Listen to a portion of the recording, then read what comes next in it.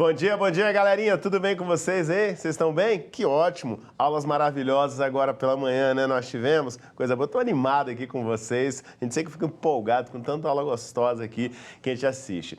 Lembrando, na primeira aula nós tivemos o contexto com o professor Wagner, trabalhando o cenário da nossa literatura, fantástico ali. Depois, que aula boa. Parabéns, professor Leonardo, como todos que estão passando por aqui, geografia. Vocês sentiram que eu sou muito suspeito quando falo de humanas, né? Vocês perceberam isso, eu sei.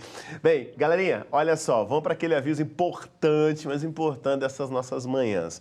Nós estamos indo agora para a nossa última aula, né? Vocês viram que a professora já estava aqui do meu lado. E nesse contexto nosso, eu quero dar uns recados de novo para você. Lembrem-se que semana que vem, a partir do dia 25 de maio, nós estaremos ao vivo. Segunda e quarta-feira da semana do dia 25, ou seja, na outra semana. Você sabe, você já está acostumado que toda terça e quinta nós estamos aqui, mas vamos mudar a partir do dia 25. De 9 ao meio-dia, mantém o horário, só vai mudar os dias. Outra questão importante para você não esquecer comigo, que quinta-feira nós não teremos mais, mas isso só na outra semana. Calma lá. A partir do dia 25, nós estaremos aqui na TV Justiça. Segunda, terça, quarta e sexta-feira, tá bom? Se você conhece alguém, algum colega ou amiguinho seu que porventura não está conseguindo assistir pela TV Justiça, fala com ele que lá no canal 24, dá uma sintonizada, TV Gênesis também está reproduzindo para a gente junto, simultâneo aqui com a TV Justiça pela manhã. Porém, se você quer reprisar, se você perdeu a primeira, segunda aula, ou algum colega, indique lá, fala com ele que à tarde, a partir das 13 horas, na TV União, canal 11, canal aberto, também tem a reprise desse programa aqui, todos os dias, tá bom? E se por acaso não deu certo, não sintonizou nada, avisa. TV Justiça, ela está no YouTube, entra lá no YouTube. Todas essas informações da TV Justiça e YouTube, você vai encontrar no nosso Twitter. Nós temos o Twitter, @escolaemcasadf, e nós temos também o @TV Justiça, que faz maior propaganda nossa. Que legal isso, né? Bem, você está totalmente sintonizado. Então você tem o meu Twitter, que é o nosso Twitter da nossa Escola em Casa. Eu estou com ele aqui, estou comigo, está funcionando. Quiser mandar alguma pergunta lá, a gente manda que a gente vai respondendo, tá bom? Então, tudo informatizado, tá tudo certinho, você está acompanhando tudo. Ah, esquecendo, não posso, que as aulas passadas estão no YouTube também, aonde? No Escola em Casa DF. Dá uma olhadinha lá que tem as aulas anteriores estão disponíveis por lá. Suave? Tranquilo? Ah, que ótimo. Bem, já estou aqui com a professora Manuela do meu lado, tá tudo tranquilo. Vou sentar ali legal ali, que eu quero acompanhar essa aula fantástica também. E também é literatura, né, Manu? Literatura brasileira. Literatura brasileira. Que delícia, pessoal. Vamos junto? Vamos junto, então. Com você, Manuela. Obrigada, Toniel. Bom dia a todos. Meu nome é Manuela, sou professora de língua portuguesa. Trabalho na Coordenação Regional de Ensino de Sobradinho, na Unieb. Já quero deixar um abraço para todos os meus colegas. E hoje nós vamos falar de literatura brasileira, especificamente o pré-modernismo. Pode passar, por favor? Bom, o pré-modernismo, ele vai ocorrer nas duas primeiras décadas do século XX, iniciando em 1902 com a publicação de Euclides da Cunha do livro Os Sertões e vai ter o seu fim em 1922 com a Semana de Arte Moderna. Esse é um período da nossa literatura de transição. Nós vamos ter aí uma ruptura com o passado e instituir aquilo que nós vamos chamar de moderno. Apesar disso, o pré-modernismo, por ser uma literatura de transição, nós não podemos dizer que é uma escola literária. Aí vocês vão me perguntar, por que não, professora? Até agora a gente veio estudando tantas escolas literárias. Bom, porque os autores, eles não estão alinhados com o ideário, eles não têm uma intenção estética muito clara aqui. Por isso, nós não podemos dizer que o pré-modernismo constitui uma escola literária. Mas esses autores, eles têm aqui uma visão mais crítica da realidade brasileira e, principalmente, também mais crítica dos modelos literários anteriores. Tudo bem? Pode passar, por favor. Para a gente poder estudar o pré-modernismo, nós precisamos conhecer o contexto histórico em que se desenvolveram essas obras. Vocês vão ver que as obras desse período, desses autores, elas são um reflexo daquele momento histórico, social e político que o Brasil vivia. Então, a gente precisa ter esse apanhado histórico antes de iniciar a produção literária. tá? Então, o Brasil, ele estava na República do Café com Leite, onde a gente estava ali com o poder nacional centrado ali entre os paulistas, as oligarquias paulista e mineira, né? E economicamente o Brasil parecia viver um período de muita prosperidade. A gente estava no auge da economia cafeeira no Sudeste, na Amazônia, o ciclo da borracha, uma leva de imigrantes que chegou aqui no país, intensa, principalmente de italianos, e o processo de urbanização que se iniciou em São Paulo, né?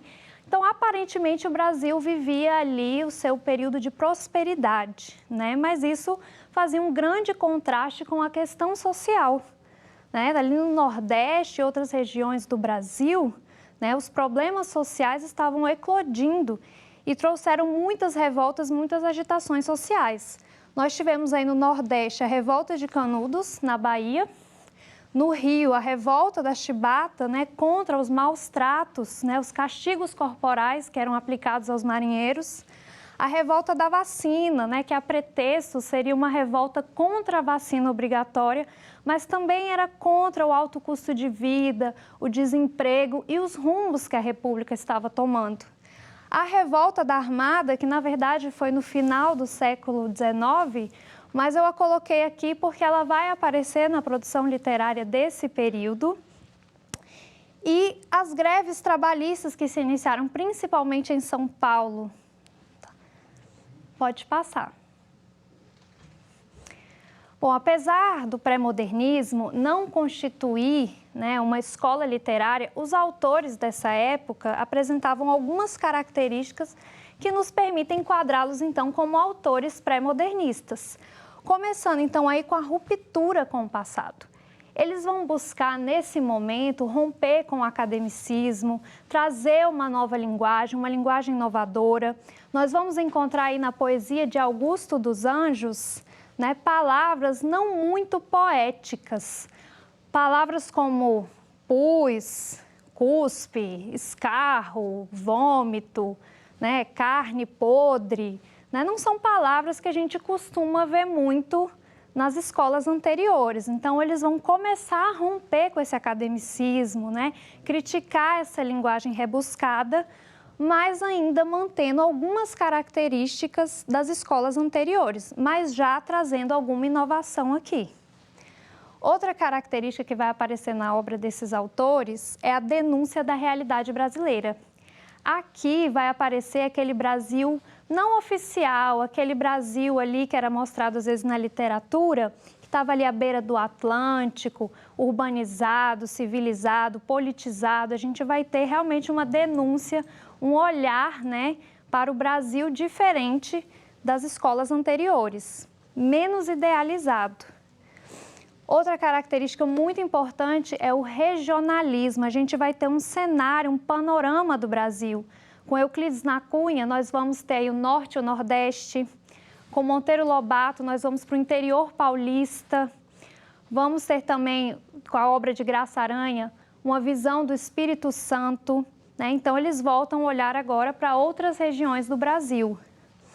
Também vai aparecer, nesse período da literatura, os tipos humanos marginalizados, né? Pela primeira vez, os personagens principais vão ser o sertanejo, o caipira, o caboclo, o mulato, né? Personagens que às vezes apareciam na nossa literatura de forma secundária. E, por fim, vamos ter aí uma ligação com fatos políticos, econômicos e sociais. Então, a distância aí entre a ficção e a realidade vai ser diminuída, né? Nós vamos ter, por exemplo, ali no Vale do Paraíba, né, um traçado perfeito do café naquela região. Vamos ter a revolta da Armada na obra de Lima Barreto, a revolta de Canudos na obra de Euclides da Cunha. Pode passar, por favor. Bom, então, nosso primeiro autor é Euclides da Cunha. Nesse período aí, didaticamente, nós estudamos 5 autores. Euclides da Cunha, Lima Barreto, Augusto dos Anjos, Graça Aranha e Monteiro Lobato. E hoje a gente vai ver um pouquinho de cada um deles e as suas principais obras. Então, começando com Euclides da Cunha, que é a partir da obra Os Sertões, que foi publicada em 1902, que se inicia o pré-modernismo. Euclides da Cunha era um homem culto, formado em engenharia militar, ciências naturais, e como homem do seu tempo, que foi influenciado pelas correntes científicas da segunda metade do século XIX, ele tinha esse olhar cientificista e determinista da realidade. Então, a obra dele vai apresentar essas características. Ele também vai ter na obra literária dele uma linguagem muito rebuscada e barroca. E aí você pode me perguntar, ué, professora, mas se ele carrega essas características, cientificismo, que é do naturalismo, essa linguagem rebuscada, barroca, que remete a outras escolas literárias, então por que ele é classificado como um autor pré-modernista? Bom, o caráter inovador e revolucionário da obra dele, que nos permite enquadrá-lo aqui, é justamente a denúncia social que ele faz sobre o sertão e as condições de vida do homem sertanejo.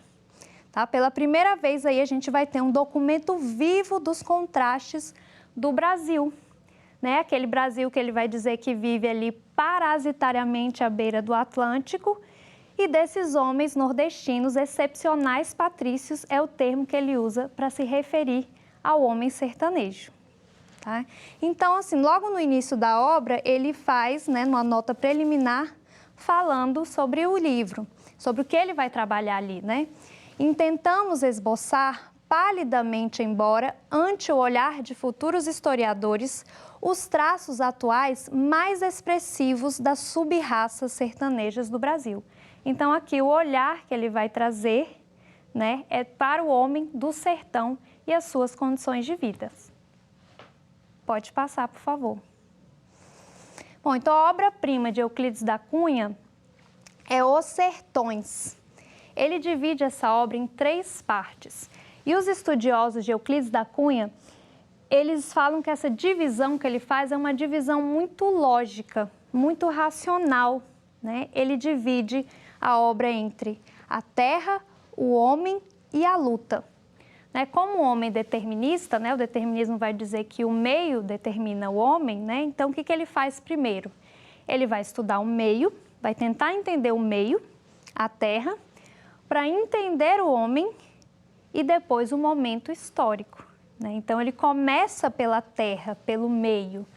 E nesse primeiro capítulo, ele vai fazer uma detalhada descrição da região em seus aspectos geográficos. Né? Ele tinha um amplo conhecimento de ciências naturais, então ele vai falar ali da geologia, da hidrografia, do clima, do relevo daquela região.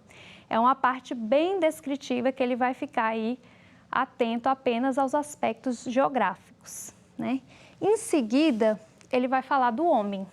Né? Ele vai fazer um verdadeiro tratado, um estudo antropológico e sociológico do homem sertanejo. E daí é que vai surgir uma das frases talvez mais bonitas da nossa literatura. Ele vê aquele homem sofrido, aquele homem miserável, isolado, incivilizado, excluído, né? Muito sofrido mesmo, mas um homem resistente. E é daí que ele cita, né, que ele faz essa citação maravilhosa sobre o homem sertanejo. O sertanejo é, antes de tudo, um forte, um resistente, um sobrevivente. Né? E, em seguida, ele vai, então, para a luta, que é a parte mais dinâmica do livro dele. Né? As outras 2 partes são muito descritivas, não é uma leitura muito simples de se fazer. Né? O texto descritivo ele tem um caráter estático, né? Então a leitura não é tão interessante às vezes quanto é a narrativa, que é mais dinâmica, que você tem um enredo, uma sequência de ações, né, no tempo. Então aqui nessa parte ele vai fazer o relato da guerra, que para ele é um crime. Né? Euclides da Cunha chega em Canudos, né? Faltou explicar essa parte muito importante, né? Que é a revolta de Canudos, a que ele vai retratar aqui. Ele foi enviado para Canudos, a serviço do jornal Estado de São Paulo, como jornalista ali para fazer a cobertura, e ele vai observar, enfim, relatar para o jornal o que estava acontecendo ali. Né? E ele foi para lá, como muitas pessoas, com a ideia de que aquilo era um foco monarquista. E ele chega lá e vê que, na verdade, o drama ali é muito maior. Né? Eles estão ali não contra um sistema de governo, mas contra uma estrutura social, né, de exclusão social e econômica que se arrastava por muitos séculos. Então, ele sai um pouco da visão racional dele, né, de homem determinista, cientificista, e começa a aparecer ali a emoção, o coração. Ele começa a entrar em defesa do jagunço, daquele homem que estava ali, né? Então, ele passa a admirar aquele homem e a vê-lo como um homem puro, um homem corajoso, um homem sofrido, mas muito resistente, né? Então, é esse relato da Guerra de Canudos que ele vai fazer nessa obra. Ao final da obra, então, ele fala o desfecho, né? Como se deu o desfecho de Canudos. E isso, eu coloquei aqui um trechinho de uma questão que já apareceu no Enem, né? Vocês vão olhar aqui para esse trechinho como se fosse o texto 1 da prova, tá? Essa questão apareceu em 2015, foi colocado aí esse trecho do texto de Euclides da Cunha e um trecho de outro autor com outro ponto de vista. Então, a gente vai ler aqui, analisar, ver qual é o ponto de vista de Euclides da Cunha do homem sertanejo aqui do desfecho de Canudos. Canudos não se rendeu. Exemplo único em toda a história, resistiu até o esgotamento completo. Vencido palmo a palmo, na precisão integral do termo, caiu no dia 5, ao entardecer, quando caíram os seus últimos defensores, que todos morreram. Eram 4 apenas, um velho, 2 homens feitos e uma criança, na frente dos quais rugiam raivosamente 5.000 soldados. Então, a gente consegue perceber aqui a admiração que Euclides da Cunha, né, apresenta por esse homem tão resistente. Ele fala, Canudos não se rendeu, exemplo único em toda a história, resistiu até o esgotamento completo, vencido palmo a palmo, ou seja, não foi sem resistência, né? Então, ele tem essa visão do homem sertanejo como um homem corajoso, um homem bravo. Pode passar, por favor. Já o texto 2 vai trazer outro ponto de vista de um autor aí que publicou até na mesma época que Euclides, em 1902. Ele vai trazer outra perspectiva do desfecho dessa guerra. Na trincheira, no centro do reduto, permaneciam 4 fanáticos sobreviventes do extermínio. Era um velho, coxo por ferimento e usando o uniforme da guarda católica, um rapaz de 16 a 18 anos, um preto alto e magro e um caboclo. Ao serem intimados para deporem as armas, investiram com enorme fúria. Assim estava terminada e de maneira tão trágica a sanguinosa guerra que o banditismo e o fanatismo traziam acesa por longos meses naquele recanto do território nacional. Então, aqui para o Soares, né, o que o homem sertanejo ali de Canudos representava? Um fanático, né? Ele fala 4 fanáticos, né, que o banditismo e o fanatismo traziam acesa por longos meses. Então, a gente tem outro ponto de vista aqui. Para eles, né, eram fanáticos, eram pessoas ignorantes, muito místicas, muito supersticiosas, enfim, loucos, né? Como que o examinador, né, o que o examinador pediu aqui na leitura desses trechos? Os relatos do último ato da Guerra de Canudos fazem uso de representações que se perpetuariam na memória construída sobre o conflito. Nesse sentido, cada autor caracterizou a atitude dos sertanejos, respectivamente, como fruto da... Aí nós temos as alternativas, né? Nós já fizemos uma leitura. Como que Euclides vê esse homem? Como um corajoso, como um bravo, não é? Como que o Soares aqui enxerga o homem sertanejo? Como um fanático, como um doido, né? Então, fica muito fácil a gente saber que a alternativa correta aqui é a letra E, né? Bravura e loucura.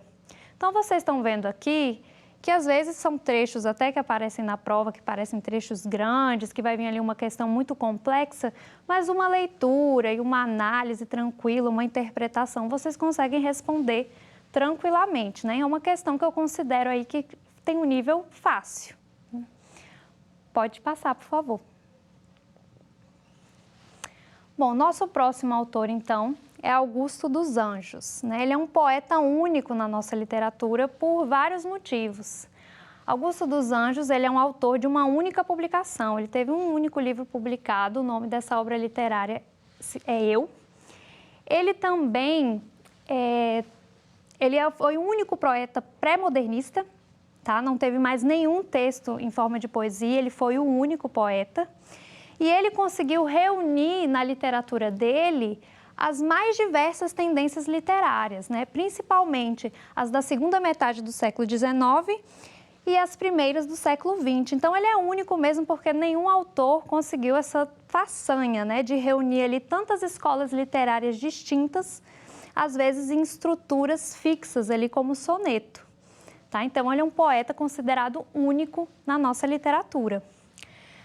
Bom, ele manteve algumas características, então, formais do parnasianismo e do simbolismo, né? Apesar da gente ter essa ruptura com o passado, deles tentarem acabar mesmo com a influência das escolas literárias anteriores, do simbolismo, do parnasianismo, a gente ainda vai encontrar alguns traços dessas correntes literárias aqui na poesia de Augusto dos Anjos. Então, do parnasianismo, ele manteve o soneto, aquela métrica rigorosa, as rimas, tá? Então ele manteve aquela estrutura formal rígida do parnasianismo. E do simbolismo, ele trouxe o misticismo, né? Criando o próprio caminho dele, mas é uma característica muito forte da corrente simbolista. Ele vai apresentar na obra dele traços do expressionismo alemão. Apesar de Augusto dos Anjos sequer ter estudado essa vanguarda europeia, a gente vai encontrar na obra dele esses traços. E uma linguagem cientificista.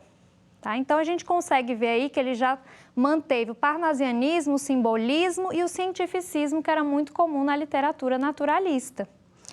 Além disso, Augusto dos Anjos vai fazer metáforas e comparações inusitadas. Né? Quem estuda Augusto dos Anjos fala que ele tem um poder expressivo avassalador. E, de fato, ele vai usar essa linguagem científica, vai usar palavras não poéticas, como eu já falei para você, pouco comuns, né? O que vai apontá-lo até como um poeta do mau gosto na época, né? Ele foi considerado um poeta do mau gosto por trazer essas palavras, né, nada poéticas para a época, mas eu até coloquei uma interrogação ali, né? Poeta do mau gosto? Será? Né? Ao contrário, ele simplesmente ali falava da realidade. E, por incrível que pareça, ele foi um autor que foi muito bem recebido pelas massas, ele era muito lido, né? Então, ele não tinha muito de mau gosto, não. É porque realmente ele inovava na linguagem e trazia palavras que não eram comumente usadas na nossa literatura. As temáticas favoritas do Augusto dos Anjos, né, vai ser a melancolia, o pessimismo, a morte.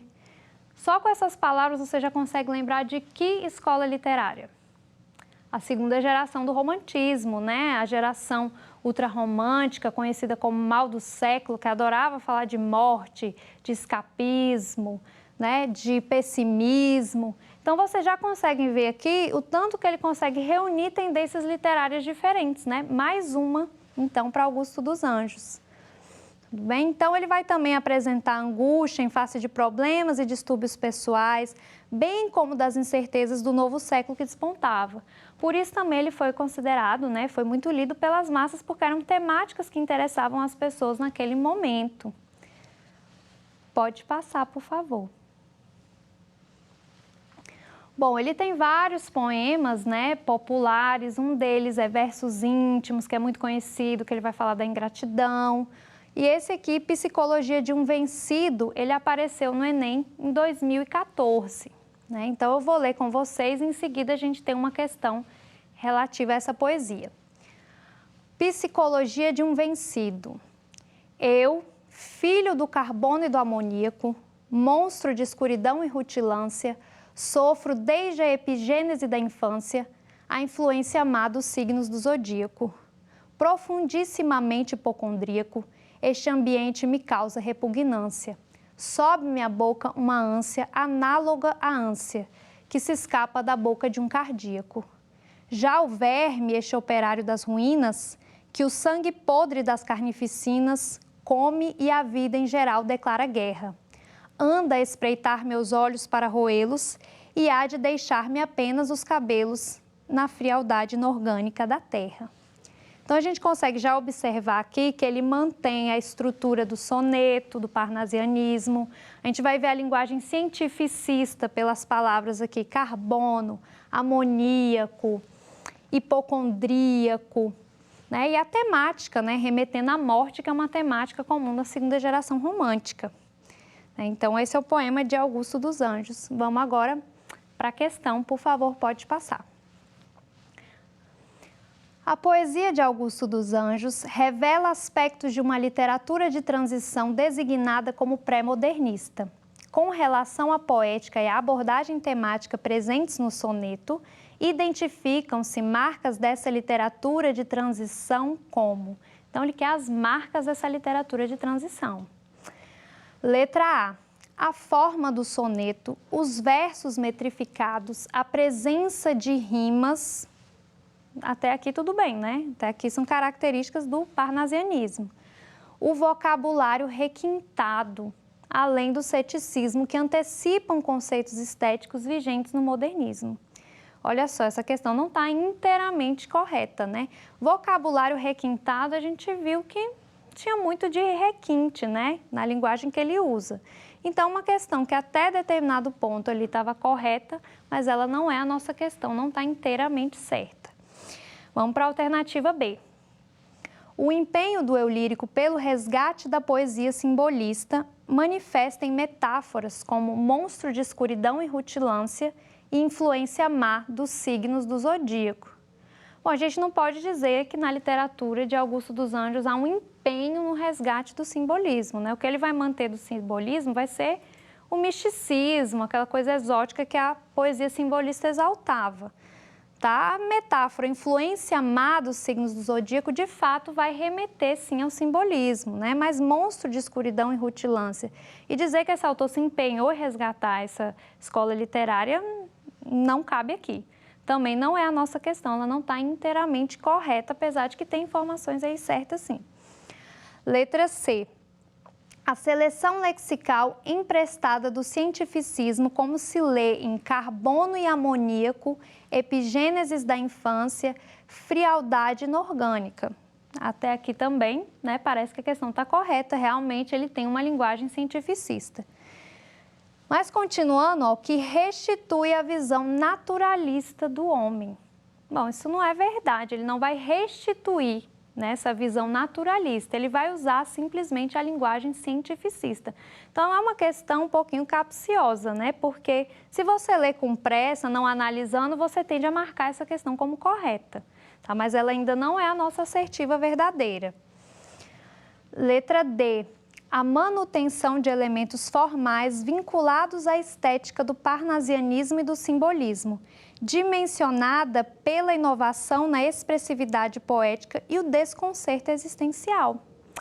Verdade, não é? A manutenção de elementos formais, realmente, nós vimos isso, dimensionada por esse poder expressivo que ele tem realmente poético e o desconcerto existencial que vai aparecer naquelas temáticas, né? O pessimismo, a melancolia, a angústia, são questões existenciais que ele vai tratar. Então, a alternativa correta é a letra D. Então, já temos a alternativa correta, mas vamos ler a última alternativa para ver o que ele está cobrando.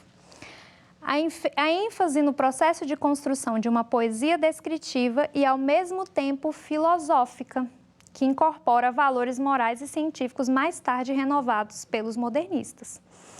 Bom, ele não dá ênfase numa poesia descritiva. Filosófica, tudo bem, né? Incorpora valores morais e científicos mais tarde renovados pelos modernistas, não. Tudo bem? Então, uma questão com um nível de dificuldade um pouquinho maior, né? Que pode aparecer assim, talvez em outras provas do Enem, né? Podemos, então, passar? Obrigada. Nosso outro autor, então, é Lima Barreto, tá? Lima Barreto foi um cronista, um jornalista, um romancista. E ele vai divergir um pouquinho dos outros autores. A gente vai precisar falar um pouquinho da vida dele, porque a obra e vida de Lima Barreto, elas se tocam, tá? Lima Barreto, ele era descendente de escravos, né? Era de uma família pobre, era periférico. Mas, apesar disso, os pais dele, né, tinham seus empregos, a mãe era professora, o pai era tipógrafo, e eram pessoas que se relacionavam muito bem com a elite. Então, ele foi apadrinhado muito cedo e conseguiu estudar aí no Colégio Pedro II, onde ele recebeu uma excelente formação, deu continuidade aos estudos dele, estudou na Escola Politécnica, mas depois de um tempo ele teve que largar os estudos porque a mãe faleceu, o pai perdeu o emprego, ficou doido, ele teve que largar tudo e cuidar da família, se tornou um funcionário público e foi cuidar do pai, dos filhos e dos agregados que dependiam dele, né? Então ele foi um homem atípico do tempo dele, assim, ele era praticamente o único estudante negro na escola politécnica e ele foi vítima aí de todo tipo de preconceito social, tá? Social e principalmente racial. Tá? Então, ele vai projetar muito desse sofrimento que ele teve durante a vida nos autores, né? Aliás, desculpa, nos personagens dos livros dele. Tá? Então, a gente vai conseguir perceber esses traços autobiográficos na obra de Lima Barreto. Tá? Então, a literatura dele é muito marcada pela crítica. Ele foi extremamente crítico, ele não poupava ninguém. Ele vai denunciar o racismo, as mazelas sociais, vai criticar esse nacionalismo ufanista exagerado aí do romantismo principalmente, a república, a imprensa e qualquer coisa que remetesse ao estrangeirismo, ele não gostava. Ele era um nacionalista, mas não era um homem purista, né? Tanto que a obra dele, a gente vai ter uma linguagem mais fluente, uma linguagem mais coloquial, mais próxima da oralidade, né? E ele vai receber muitas críticas por isso, ele vai receber aí severas críticas por sua falta de estilo.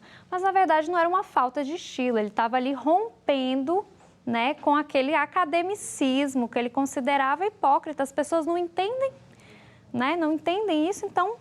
E as pessoas ainda batem palmas sem entender, quer dizer, quanto menos você entende, melhor a obra literária. Então, os textos dele, né, por ter essa linguagem mais coloquial, mais frouxa, mais fluente, né, vai se aproximar também muito da jornalística, né? Ele foi muito criticado por essa linguagem, mas isso vai ser uma tendência forte lá na frente, no modernismo, tá? Principalmente essa linguagem próxima da jornalística, tá? Ele também vai nos proporcionar aí um retrato fiel dos subúrbios cariocas e de sua população. A gente ainda tinha uma visão muito influenciada pela naturalista, né? Ela vai trazer uma visão do subúrbio muito pejorativa. Então, Lima Duarte vai ser mais fiel a essa descrição e vai até trazer um olhar mais positivo sobre esse homem do subúrbio e sobre o subúrbio carioca. Pode passar, por favor. Bom, ele tem várias obras, mas a principal obra dele é O Triste Fim de Policarpo Quaresma, é a obra-prima dele, né? Policarpo Quaresma é o personagem principal desse livro. A história vai se passar aí nos primeiros anos da República, aquele momento de muito otimismo, aquelas ideias de progresso, de modernidade.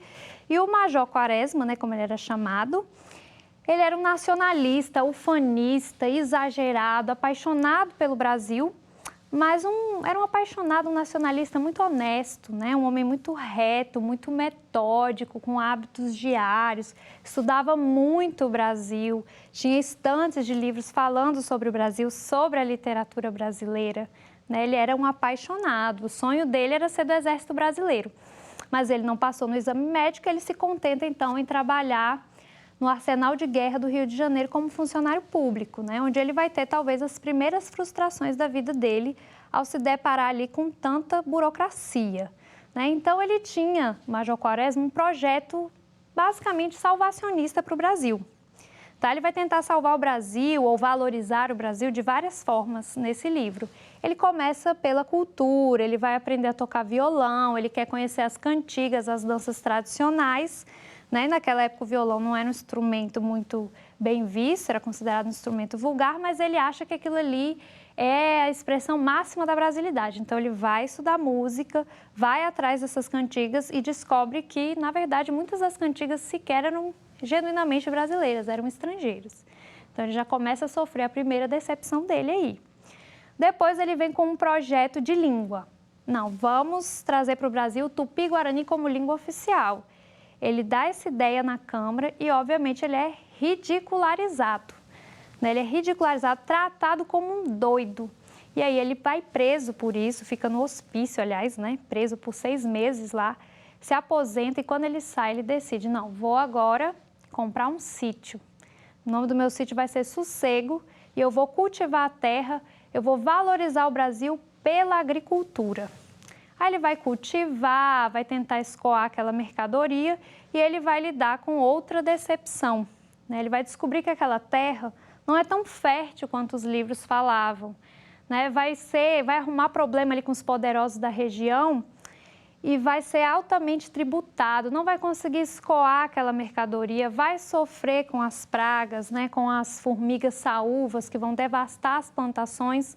Então ele descobre que aquela agricultura também ali não era o caminho, tem outra decepção. Nesse momento, então, vai eclodir na capital, que na época era o Rio de Janeiro, a revolta da Armada. E aí Policarpo Quaresma, como nacionalista, ele vai lá lutar por Floriano Peixoto, né, pelo Marechal Floriano. E depois que passa a guerra, ele foi designado para ser carcereiro, né, ficar com os marinheiros insurgentes. E lá ele vê que o tratamento dado aos marinheiros, né, ele não concordava com aquilo. Né, eles eram fuzilados. Então ele manda uma carta indignada para Floriano Peixoto, né, falando que não concordava com aquilo. E aí é que ele tem uma grande surpresa. Ele é considerado um traidor por isso, né, é preso e fuzilado.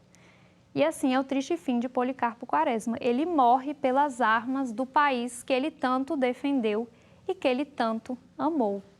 Né? Então, é uma crítica que Lima Barreto faz a esse nacionalismo exagerado, ingênuo até, tá? E ele vai, então, criticar as estruturas sociais, a burocracia, os pseudo-intelectuais. Ele era um homem, né, consciente dos problemas do nosso tempo, né, e mostrava que você idealizar mudanças numa sociedade tão desajustada, né, não poderia dar certo. Policarpo Quaresma ele é comparado, por exemplo, a Dom Quixote. Né? Dom Quixote também era um homem, né, engajado, né, lutando ali contra moinhos, né, idealistas, e eram tratados mesmo como doidos. Quer dizer, se você quer conhecer, compreender a realidade, transformar essa realidade, você não era visto pelas pessoas como alguém que tem bom senso. Né? Então, é uma obra muito fácil de ler, com uma linguagem simples. Ele vai fazer uma análise crítica muito boa, né, da sociedade brasileira daquela época e de uma forma bem jocosa, bem engraçada. Tá? Vamos ver como é que isso foi cobrado no Enem? Desculpa, gente, pode voltar? Mais para frente. Voltar, por favor. Isso. Então, ele apareceu no Enem em 2012. Foi a última vez que Lima Barreto apareceu, tá bom? Vou ler esse trechinho com vocês para a gente fazer uma questão. Desde 18 anos que o tal patriotismo lhe absorvia e por ele fizera a tolice de estudar inutilidades. Que lhe importavam os rios? Eram grandes? Pois que fossem. Em que ele contribuiria para a felicidade saber o nome dos heróis do Brasil? Em nada.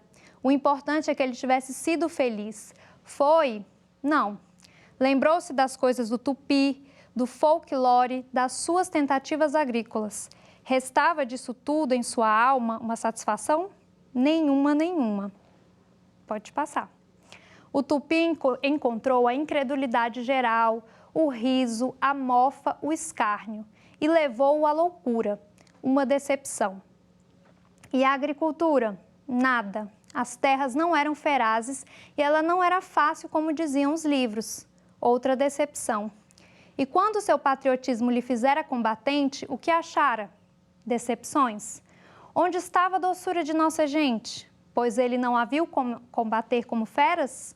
Pois não havia matar prisioneiros inúmeros? Outra decepção. A sua vida era uma decepção. Uma série, melhor, um encadeamento de decepções. A pátria que quisera ter era um mito, um fantasma criado por ele no silêncio de seu gabinete. Pode passar. O romance Triste Fim de Policarpo Quaresma de Lima Barreto foi publicado em 1911. No fragmento destacado, a reação do personagem aos desdobramentos de suas iniciativas patrióticas evidencia que, letra A, A dedicação de Policarpo Quaresma ao conhecimento da natureza brasileira levou-o a estudar inutilidades, mas possibilitou-lhe uma visão mais ampla do país. Bom, não é isso que aquele trecho está tratando. A obra até vai falar dessa visão mais ampla do país que ele tem, mas não é o que o examinador quer, ele quer a visão em relação àquele trecho. Letra B. A curiosidade em relação aos heróis da pátria levou ao ideal de prosperidade e democracia que o personagem encontra no contexto republicano. Ao contrário, né? Prosperidade nenhuma. Inclusive, a crítica de Lima Barreto é exatamente essa ideia de progresso inexistente e nada de democracia, né? Porque a revolta da Armada, ela foi levantada, né? Porque achavam que o governo de Floriano tinha tons ditatoriais. Então, não é nada disso. Letra C. A construção de uma pátria a partir de elementos, faltam um S aí, míticos, como a cordialidade do povo, a riqueza do solo e a pureza linguística, conduz à frustração ideológica. Não é exatamente isso que ele está falando naquele trecho? Pode voltar para o slide anterior para a gente confirmar? Ele não está falando aqui, ó, o Tupi encontrou a incredulidade geral, uma decepção, está falando da língua. As terras não eram ferazes e ela não era fácil, como diziam os livros, né? Está falando aí da terra da agricultura. Onde estava a doçura de nossa gente? Aquela cordialidade do brasileiro. A pátria que quisera ter era um mito. Não é exatamente isso que a questão está falando? Pode passar. Que o item aqui está falando, ó, elementos míticos, a cordialidade, a riqueza linguística levou o quê? A frustração de Policarpo Quaresma, tá? Então, essa é a nossa alternativa, tá bom? Então, vocês veem que são questões, às vezes, que exigem apenas uma leitura e uma interpretação, tá bom? Pode passar. Então, o nosso quarto autor agora vai ser Monteiro Lobato. Tá? Ele era um nacionalista, um homem que buscava a valorização da cultura, do povo, da economia. Ele foi um homem engajado, né? Ele não se envolveu apenas com a literatura, mas ele ficou mais conhecido pela obra literária dele, principalmente pela produção infantil, né? Vocês devem estar pensando aí no Sítio do Pica-Pau Amarelo, mas ele também fez uma literatura voltada para os adultos, né? E ele vai ser enquadrado aqui no pré-modernismo. Tá? Porque pela linguagem e também pelas características regionalismo e denúncia da realidade brasileira. Tá? Então, Monteiro Lobato, ele foi considerado pré-modernista por isso, porque, na verdade, ele tinha uma visão até antimodernista, né? Ele foi muito crítico com a obra de Anita Malfatti, em 1917, quando ela faz uma exposição. Ele foi considerado conservador por esse ponto de vista dele, mas ele é um autor pré-modernista por essas características, tá? Então, ele escreve movido pela indignação, segundo ele, né? E ele começa, então, a trajetória dele na literatura, quando ele publica, né, envia uma carta para o estado de São Paulo reclamando das queimadas que eram feitas ali na fazenda que ele cuidava, né? Ele cuidava de uma fazenda que ele herdou do avô e ele, indignado, manda essa carta. Os jornalistas percebem que aquela carta ele merecia ser publicada em outro espaço e aí publica, né, como um artigo, não como uma carta de reclamações, e a partir daí ele começa a ganhar projeção, né, causa uma polêmica enorme, como ele sempre causou, é um autor muito polêmico, né? E aí começa, então, a produzir uma série de textos literários, né, a produzir para os jornais, né, faz vários contos. Entre esses contos que ele vai reunir num livro, né, que ele vai chamar de Urupês, ele vai trazer um personagem icônico da nossa literatura brasileira, que é o Jeca Tatu, né, símbolo do descaso com o Brasil rural. Ele vai apresentar esse homem do interior, né, esse homem do campo, como preguiçoso, como desleixado, como indolente ali à primeira vista, né? Mas depois ele mesmo reconhece que, na verdade, aquele homem, né, ele é um excluído, né, socialmente, economicamente, excluído do progresso, né? Então, esse personagem vai se tornar uma metáfora para esse descaso que o governo tem com esse Brasil rural, com esse homem do campo, tá? Então, a gente vê aí a presença do regionalismo e da denúncia da realidade brasileira na obra de Monteiro Lobato. Além disso, ele também teve outra série de contos, Cidades Mortas, onde a gente vai ter uma dimensão exata do Vale do Paraíba. Né? Ele vai nos dar essa visão, a decadência ali daquela região e da sua população depois da passagem do café, né?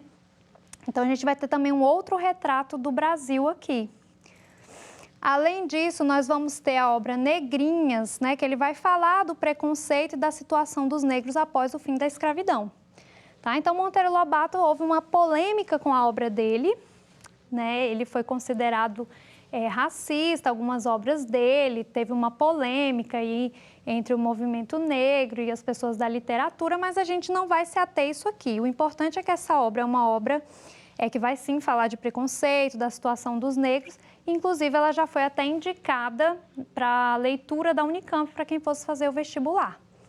Tudo bem? Mas a marca dele maior, de Monteiro Lobato, ficou aí na literatura infantil, com os personagens do Sítio, com as Reinações de Narizinho. Ele foi o primeiro fundador de uma editora nacional no Brasil, né? E ele gostava, fez uma grande produção extensa para as crianças, mas ele não abandona, né, o idealismo dele, né, as ideias nacionalistas dele. Ele diz que os personagens do Sítio são as facetas do nosso povo, né, as várias facetas do nosso povo. Tá? Então, você tem uma literatura com caráter mais moral, né, mais pedagógico, mas ele não abandona os ideais nacionalistas dele aqui.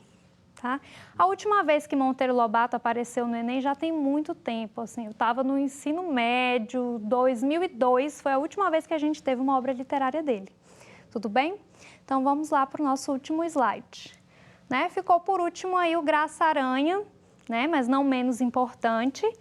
Ele foi um estudioso de direito, foi juiz de direito no Rio, no Espírito Santo, e é lá no Espírito Santo que ele vai reunir, né, material para a obra-prima dele, Canaã.